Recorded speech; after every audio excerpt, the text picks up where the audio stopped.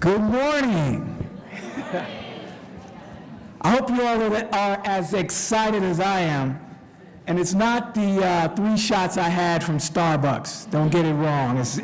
I'm excited about this.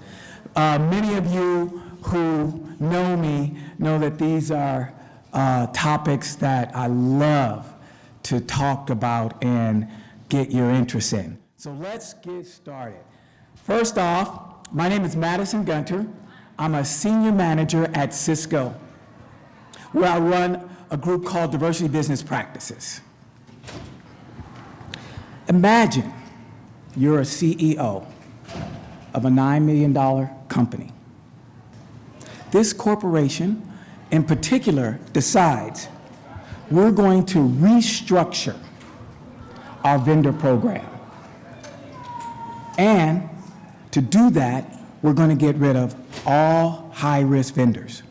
Or you're doing business with us over 25%, you're considered high risk.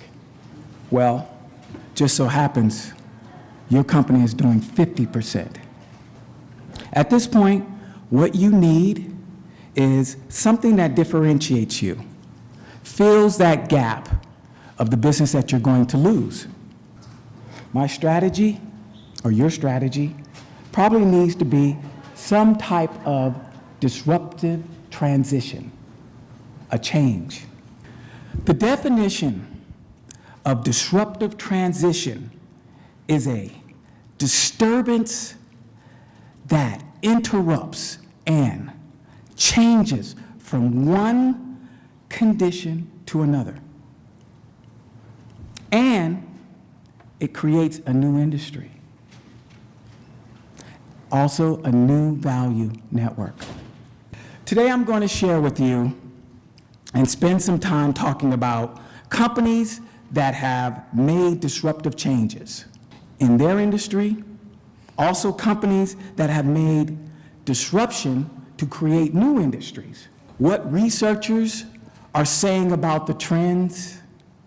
And lastly, I'm going to give you some live testimonies of how WBEs are making disruptive changes in their own industries. If you don't innovate fast, disrupt industry, disrupt yourself, you'll be left behind.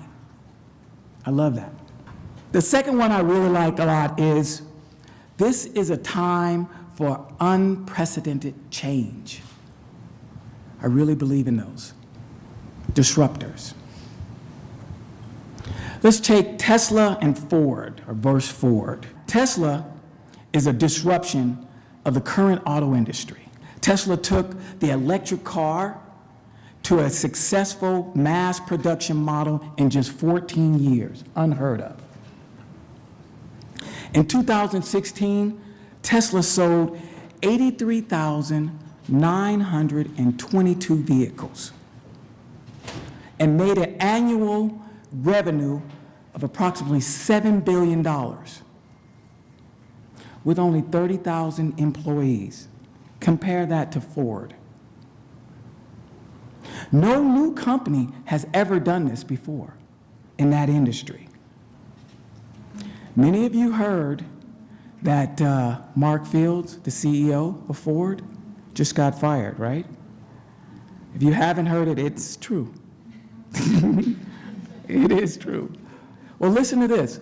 Ford claims that they decided it didn't want a career auto executive at the helm. Imagine that. All your life you've been working in one industry to get to that very top. Disruption happens, there's a change, and guess what? You're out.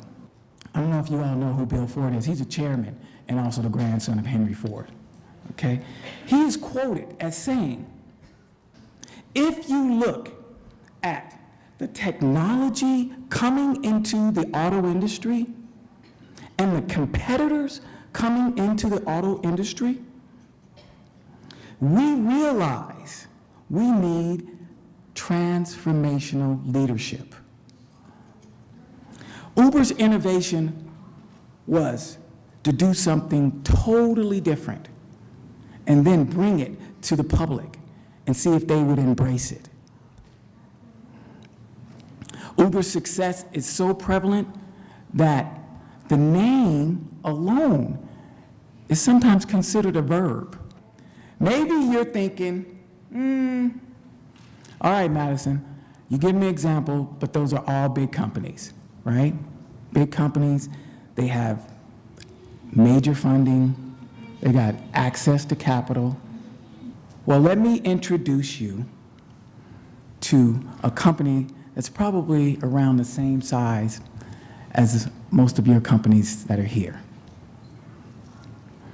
Pro Charging System, or PCS. PCS developed a breakthrough technology that offers advanced, reliable battery charging, the best out there. PCS also developed a software that shows performance of chargers and batteries. Now, just imagine that you could know what the charging is, capacity or performance of this battery without even looking at it. Being able to go online and look into a network of a number of batteries and see what the charging capacity is of that charger and the battery. Now, please keep in mind, I'm using this as a prop. We're talking about bigger batteries than this, okay? A few years ago, PCS, business was very stagnant. And they knew they needed to develop a disruptive strategy or something different for future success. That was plain and simple. So, with the help of business coaches and some informed advice, they decided,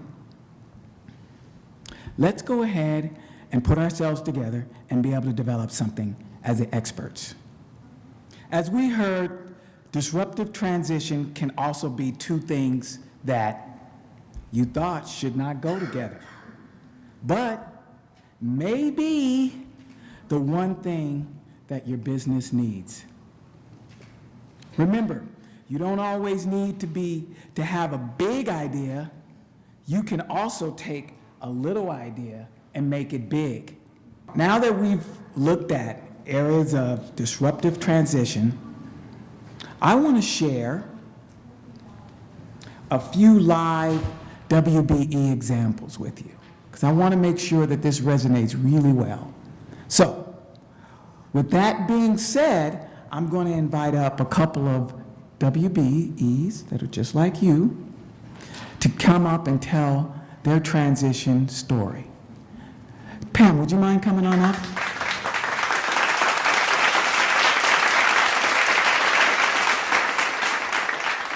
The definition for me of disrupting your business, is developing a want that you don't know you need. Developing a want that you don't know that you need. So, our company, in case of emergency, or ICE Safety Solutions, we make sure people don't die. That's our job. What we do is we mitigate illness, injury, loss of life, in a really fun and effective safety program. And we do it for companies across the US. So here comes ICE Safety Solutions, okay? Again, we mitigate illness, injury, loss of life for companies across the US. So how do we do that? Companies call us up. Hi, Pam, we need to mitigate illness and injury, so we're gonna hire you to do first aid training, CPR training, active shooter training, fire extinguisher training for our employees across the US. Okay, we'll go ahead and do that. And then that's the want, okay, the training. And then the need is, usually the corporation needs to have a regulatory compliance, right? They need to check off the box to tell OSHA we did this, workers' comp and all that stuff. So the want and the need. Well, a lot of times it's a great want and a great need, but the outcome of the need is not good for the corporation. Yes, they check off the box for regulatory, but the outcome is loss of productivity, because employees have to come to an 8-hour training, right? The outcome is you have happy regulators, but the outcome of the increased cost, The lack of time. Employees don't want to take safety training. It looks pretty safe, right? And so then what happens is cost goes up and participation goes up. And what I started to do was really open my eyes into not the want and the need, because everything was going great, like Madison said, everything was going great. But what happened was the outcome wasn't satisfactory, right? Increased cost, time, etc. So that's where we decided to disrupt the business. I didn't do it on my own. I did a workshop and consulting with Madison, and I started to pay attention to the negative outcome, the increased cost, the 8 hours of training, the lack of retention. And what we decided to do is disrupt our industry and say, you know what? We're going to do active shooter training and CPR training and how to get out in case of a fire, but we're going to do it in virtual reality. Because once we started pitching it, sorry, I put my glasses on because I want to make sure I tell you guys this stuff, okay? Once we started pitching the virtual reality, now can you imagine doing fire extinguisher training in VR, right? And it's actually hot and there's smoke and you have to crawl under. Can you imagine doing CPR training in virtual reality and you can, you know, kind of feel your coworker like dying and the ribs cracking, right? And the panic that's going on. Can you imagine active shooter training, preparing for an active shooter, and the active shooter is coming into the office and you're going to get shot and you have to run, you have to hide, and you have to fight. Can you imagine? So we created this new want and our customers started getting excited, and then what happened is the new need that we created was we decreased cost, we decreased production time, decreased time away from the office, right? We started having this long-term sustainable solution that now all you have to do is slap your phone into some VR goggles and wearables are up, put it on, boom, you're done, and we certify you, and we've been able to create a new need, a need that customers didn't know they needed.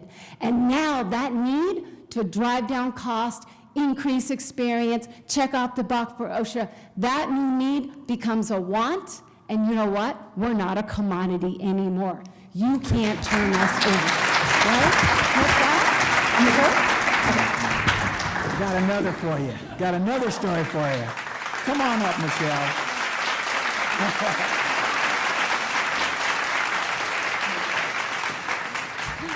Thank you, Madison. I'll try and keep this brief, too. My name's Michelle. I'm the president of Bond Technologies. Thank you. Thank you, Melissa. I started Bond Technologies in 2007 because of the increase in personal computers, and I could see that there was a need for a company who really understood how to deliver those services. We were a deployment company. Then in 2008, talk about disruption, the iPhone came out. Wow, that changed everything. The demand on networks, everybody was getting devices. It was crazy. We used to do everything for everybody. We decided very early on we needed to focus on wireless. Because of that, we really focused on becoming experts in Wi-Fi. One of the best in the country, got out there and augmented companies like AT&T, the distributors who made the equipment, but are the carriers, distributors who carried their equipment, but didn't necessarily know how to deploy it in large scale across the country. So we really invested a lot in certifications and training and becoming experts. Indoor, outdoor, started seeing how crazy all the demand was on Wi-Fi. Because of that, we kind of got rid of some of the services that we weren't participating in, which was really scary, to have a lot of things and capabilities and to narrow it down to a very specific skill set. I thought I was going to lose a lot of opportunity, but in fact, it opened a lot of opportunity. I started to become expert out there. People started engaging us, asking us to get involved in designing their solutions, not just implementing them. And that was awesome.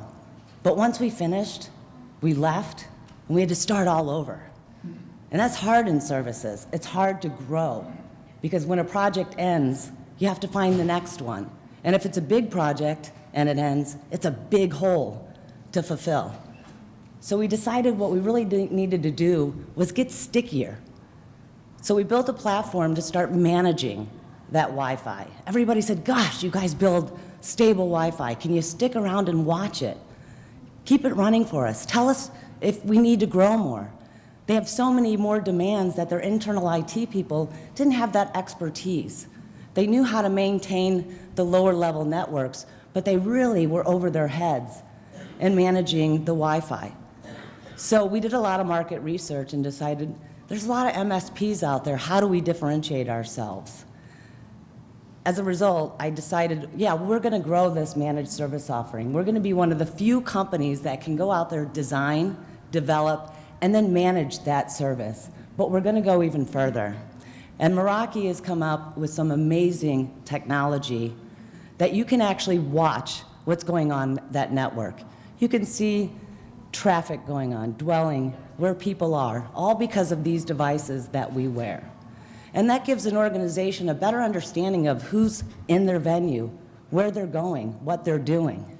It also gives them a vehicle by which they can communicate to them while they're on site, send information, coupons, announcements, and they can better direct their marketing to the people that are showing up in their venues. But then we took a look at the competition out there and said, that's great, there's a lot of companies that do MSP. Who is really being disrupted in the industry that we can go target and go a little bit further and build capability directed to them? So we did some market research and how we could better engage their customers while they're on premise. They were all very excited. They're very nervous. They're losing tenants. They have to provide a reason as to why people will come to brick and mortar instead of fighting the e-commerce. And we actually got a lot of interest. Most of them are archaic and trying to find a way to drive foot patterns. So when we started having this dialogue, the first thing they said was, when you build this, come back. I want to see it. I want to see how it works. And we did. We built it. We got buy-in from some of the property owners, and they asked us to do a proof of concept for them. We did that. They were amazed. This all launched last year, and we did our first project this year, 2 strip malls in Chicago, and they've asked us to do 10 more by the end of the year, because they could see what was going on in their venues based on the information they were extracting from their Wi-Fi. It was amazing. I told you I love this stuff. I think you all can understand now, and it's clear, we can all agree that in order for business to grow or be successful, there has to be some type of disruptive transition to take place. So, I need you all to do one final thing for me. Ask yourself, do I want to be a Netflix or a Blockbuster? Do I want to be an Amazon or Borders Books? Do I want to be Facebook or MySpace? I thank you all for coming and paying attention and listening to something that I love, and hopefully I can be of some service to you. Here's my connections. All right, and that's going to conclude. We're going to stay around for a little while, so if you would like to add some questions. Thank you again.